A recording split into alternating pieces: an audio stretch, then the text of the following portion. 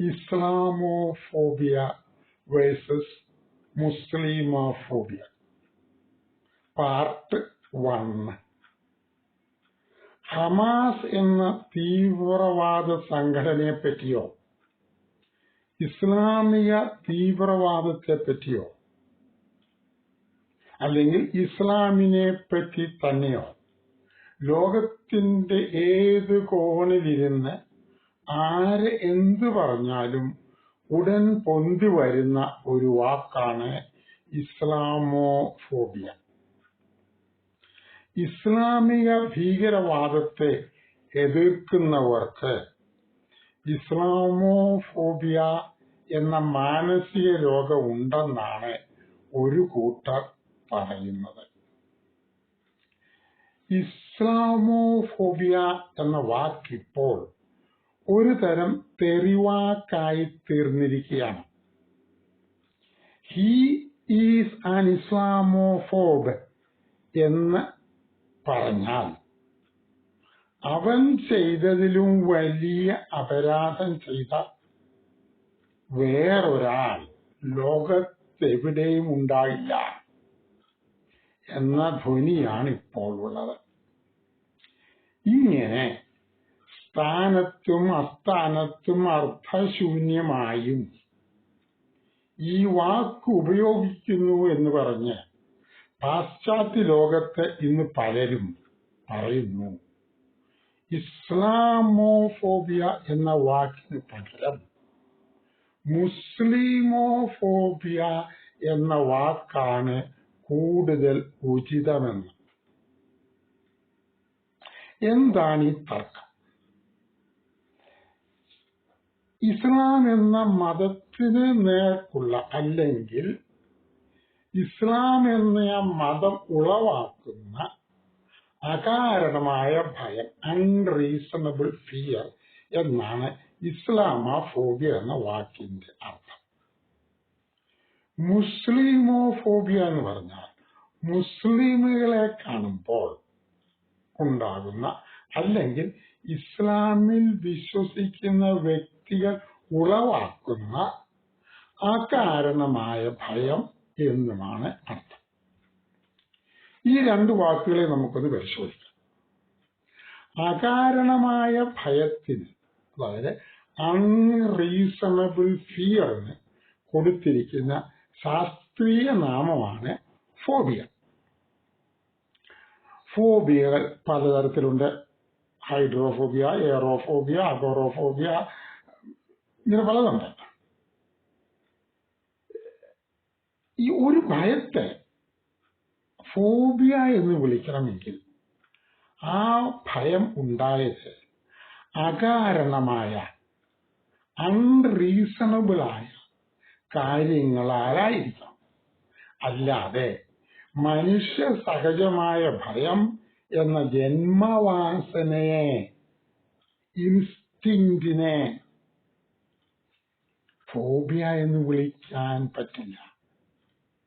മനുഷ്യ സഹജമായ ഭയം എന്ന ആ ഇൻസ്റ്റിങ്ക്റ്റ് മനുഷ്യന്റെ അതിജീവനത്തിന് അനിവാര്യമായ ഒന്നാണ്. ഉദാഹരണത്തിന് കോവിഡിന് നേരെ കാണിക്കുന്ന ഭയത്തിനെയോ രാജവെമ്പാലയെ കാണുമ്പോഴുള്ള ഭയത്തെയോ ഫോബിയ എന്ന് വിളിക്കാൻ പറ്റില്ല. അവ അകാരണമായ ഭയമല്ല, അവ കരണീയമായ ഭയമാണ്.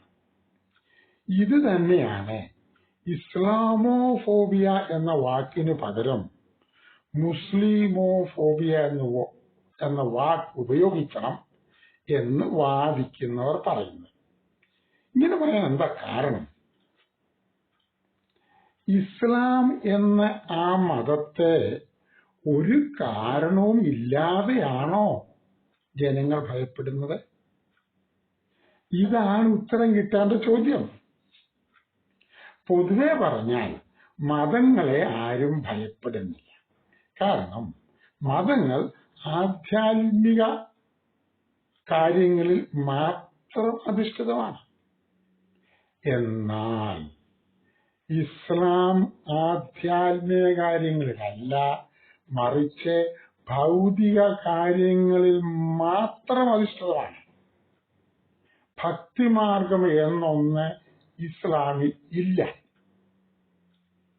ഇത് പറയുമ്പോൾ, അതായത് ഇസ്ലാം ഭൗതിക കാര്യങ്ങളിൽ മാത്രം അധിഷ്ഠിതമാണ് എന്ന് പറയുമ്പോൾ, ചിലരൊക്കെ എന്നെ തിരുത്തിക്കൊണ്ട് ഇങ്ങനെ പറഞ്ഞിരിക്കും, താങ്കൾ ഇസ്ലാമിനെയും പൊളിറ്റിക്കൽ ഇസ്ലാമിനെയും വേർതിരിച്ച് കാണാത്തത് കൊണ്ടാണ് ഇങ്ങനെയൊക്കെ പറയുന്നത് എന്ന്. അങ്ങനെ പറയുന്നവരോട് എനിക്കൊന്നേ പറയാനുള്ളൂ, ഇസ്ലാമും പൊളിറ്റിക്കൽ ഇസ്ലാമും ഒന്ന് തന്നെയാണ്. ഏകദൈവത്തിൽ വിശ്വസിക്കുന്നതിലോ പന്നിമാംസം കഴിക്കാതിരിക്കുന്നതിലോ സുന്നത്ത് ചെയ്യുന്നതിലോ 5 നേരം നിസ്കരിക്കുന്നതിലോ മാത്രം ഒതുങ്ങി നിൽക്കുന്ന ഒന്നല്ല ഇസ്ലാം. ഇന്ന് നടക്കുന്ന എല്ലാ ഹമാസ് പാലസ്തീൻ അനുകൂല സമരങ്ങളിലും അവരെല്ലാം ഇങ്ങനെ കാണിക്കുന്ന പ്ലക്കാർഡുകളുണ്ടല്ലോ, ഇങ്ങനെ എഴുതിയിട്ട് പ്ലക്കാർഡുകൾ. ആ പ്ലക്കാർഡുകളിലെല്ലാം എഴുതിയിരിക്കുന്നത് ഇസ്ലാമിക് കാലിഫേറ്റ് എന്നാണ്. അതാണ് പ്രശ്നം, അതാണ് ഭയത്തിന് കാരണം. 7-ാം നൂറ്റാണ്ടിൽ അറേബ്യൻ മരുഭൂമി ജീവിച്ചിരുന്ന ഒരു ഗോത്രവർഗക്കാരുടെ ദിനചര്യകളെയും ജീവിത രീതികളെയും അതേപടി അനുകരിച്ച് ജീവിക്കണം എന്നാണ് ഇസ്ലാം പഠിപ്പിക്കുന്നത്, അല്ലെ അനുശാസിക്കുന്നത്. ഭക്ഷണം, വസ്ത്രം, ഭാഷ എന്നിങ്ങനെ സംസ്കാരത്തെ ബാധിക്കുന്ന കാര്യങ്ങൾ മാത്രമല്ല, മനുഷ്യന്റെ ശാരീരിക പ്രവർത്തനങ്ങളായ സംഭോഗം, മലമൂത്ര വിസർജനം എന്നിവ പോലും 7-ാം നൂറ്റാണ്ടിലെ അറബ് ഗോത്രക്കാരനെ അനുകരിച്ച് ചെയ്യണം എന്ന് നിർബന്ധമുള്ള ഒരു മതമാണ് ഇസ്ലാം. ഇതൊക്കെ നടപ്പിലാക്കാനാണ് ഇസ്ലാമിക് കാലിഫേറ്റ് വരണം എന്നവർ ആഗ്രഹിക്കുന്നത്. വാര്യംകുന്നൻ പണ്ട് 1921 കേരളത്തിൽ കൊണ്ടുവരാൻ ആഗ്രഹിച്ചതും ശ്രമിച്ചതും ഇസ്ലാമിക് കാലിഫേറ്റിന് വേണ്ടിയായിരുന്നു. മലയാളികൾ അക്കാര്യം മറക്കരുത്. ബ്രിട്ടീഷുകാരെ ഓടിക്കുക അല്ലായിരുന്നു പ്രാഥമിക ലക്ഷ്യം. ബ്രിട്ടീഷുകാരെ ഓടിച്ചിട്ട് അതിനു പകരം കേരളം ഒരു ഇസ്ലാമിക് കാലിഫേറ്റ് ആകണം എന്നായിരുന്നു വാര്യംകുന്നന്റെ ആഗ്രഹം. മറക്കരുത് ഇക്കാര്യം. എന്തായാലും നമുക്ക് വിഷയത്തിലേക്ക് തിരിച്ചു വരാം. ഒരു തരത്തിൽ പറഞ്ഞാൽ മതം എന്ന നാമം തന്നെ ഇസ്ലാമിന് യോജിച്ചതല്ല. അതുകൊണ്ട് മറ്റെല്ലാ മതങ്ങളുടെ നേർക്കുമുള്ള അതേ സമീപനം തന്നെ ഇസ്ലാം എന്ന മതത്തോടും വേണം എന്ന് പറയുന്നതിൽ കഴമ്പില്ല. ഹിന്ദുമതം പോലെയോ ക്രിസ്തുമതം പോലെയോ ഉള്ള ഒരു മതമല്ല ഇസ്ലാം. കമ്മ്യൂണിസം പോലൊരു ഐഡിയോളജിയാണോ എന്നോ എന്ന് ചോദിച്ചാൽ അതുമല്ല. അതായത് ഇസ്ലാം റിലീജിയനുമല്ല, ഐഡിയോളജിയല്ല. അപ്പോൾ പിന്നെ ഇസ്ലാം എന്നീ പ്രതിഭാസത്തെ എന്തായി കണക്കാക്കാം? ഇതിനുള്ള ഉത്തരം കിട്ടണമെങ്കിൽ സാധാരണ മനുഷ്യരുടെ, ഈ ലോകത്തിന്റെ ഏത് കോണിലുള്ള മനുഷ്യരായാലും അവരുടെ ഒരു പ്രതികരണം ശ്രദ്ധിച്ചാൽ മതി. എപ്പോഴുള്ള പ്രതികരണം എന്ന് ചോദിച്ചാൽ അതിതാണ്.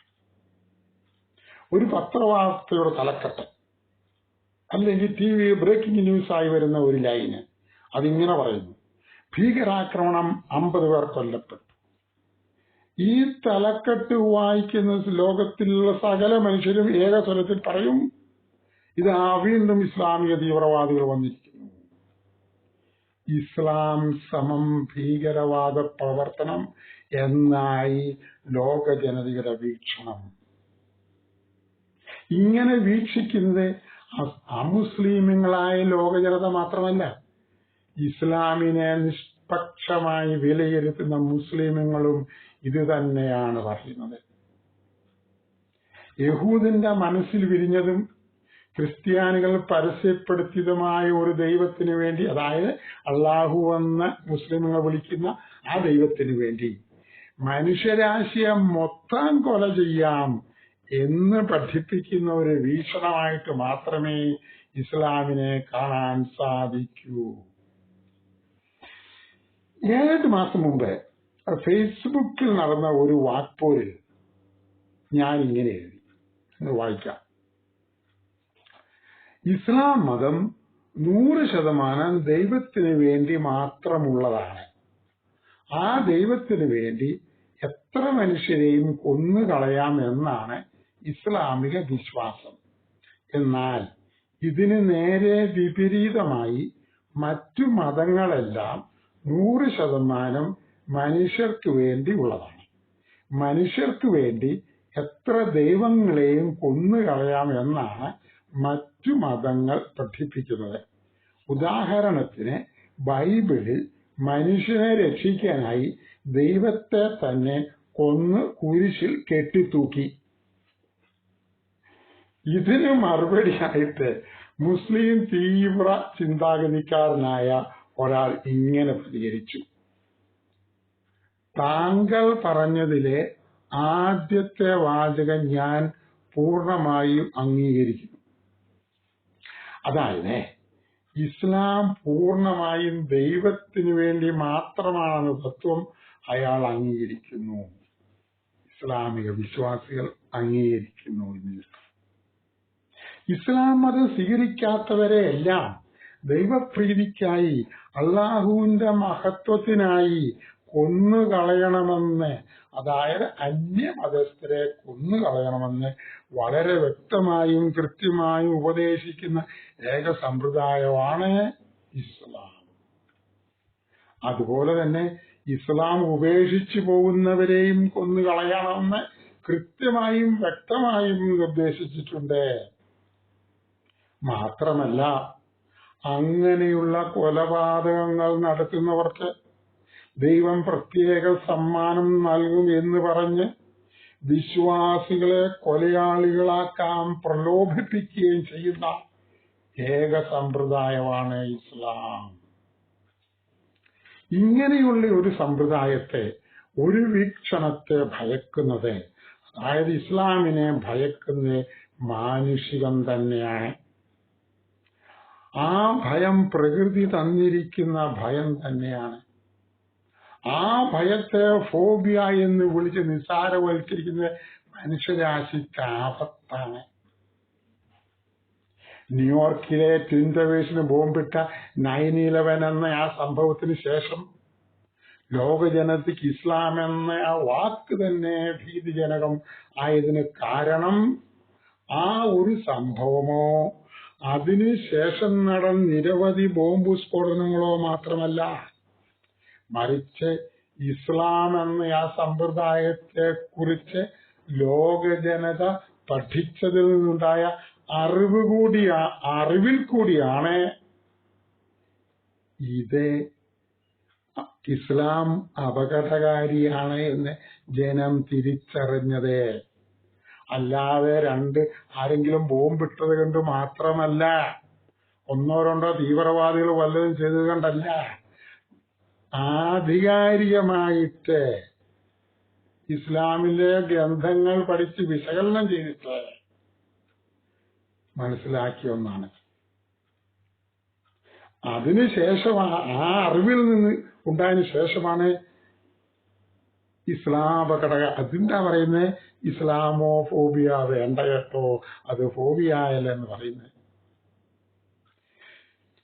ഇസ്ലാമിനെ കുറിച്ച് ഈ അറിവുകൾ, ഇപ്പോൾ നേടിയെത്തിയ അറിവുകൾ, ഇത്രയും നാൾ ലോക ജനതയിൽ നിന്ന് മറച്ചു വെച്ചിരുന്ന സത്യങ്ങൾ, ഇസ്ലാമിനെ കുറിച്ചുള്ള സത്യങ്ങൾ ലോകത്തിന് കിട്ടിയത് ഏതെങ്കിലും യഹൂദിന്റെയോ ക്രിസ്ത്യാനിയുടെയോ ഹിന്ദുവിന്റെയോ കയ്യിൽ നിന്നല്ല, മറിച്ച് മുസ്ലിമുകളുടെ കയ്യിൽ നിന്ന് തന്നെയാണ്. അതായത് തങ്ങൾ ആചരിച്ചനുസരിച്ച് ജീവിച്ചു പോന്നിരുന്ന മതത്തെപ്പറ്റി അവർ തന്നെ പരസ്യമായി ലോകത്തോട് വിളിച്ചു പറഞ്ഞതിൽ നിന്നുമാണ് ലോകജനതയ്ക്ക് ഇസ്ലാമിന്റെ ഭീകരതയെപ്പറ്റി കൃത്യമായി തെറ്റില്ലാതെ അഭ്യൂഹങ്ങളിൽ നിന്നല്ലാതെ ഫസ്റ്റ് ഹാൻഡ് ആയിട്ടുള്ള അറിവ് കിട്ടിയത്. അങ്ങനെ ഇസ്ലാമിന്റെ തനിനിറം എന്താണെന്ന്, അതായത് ഇസ്ലാം എന്ന സമ്പ്രദായത്തെ ജനങ്ങൾ ഭയപ്പെടാനുള്ള കാരണങ്ങൾ എന്തൊക്കെയാണ് എന്ന് ലോകത്തോട് ഇപ്പോഴും വിളിച്ചു പറഞ്ഞുകൊണ്ടിരിക്കുന്ന ചിലരെ ഞാൻ പരിചയപ്പെടുത്താം. അത് ഞാൻ എന്റെ പാർട്ട് 2 ചെയ്യുന്നതായിരിക്കും. Thank you.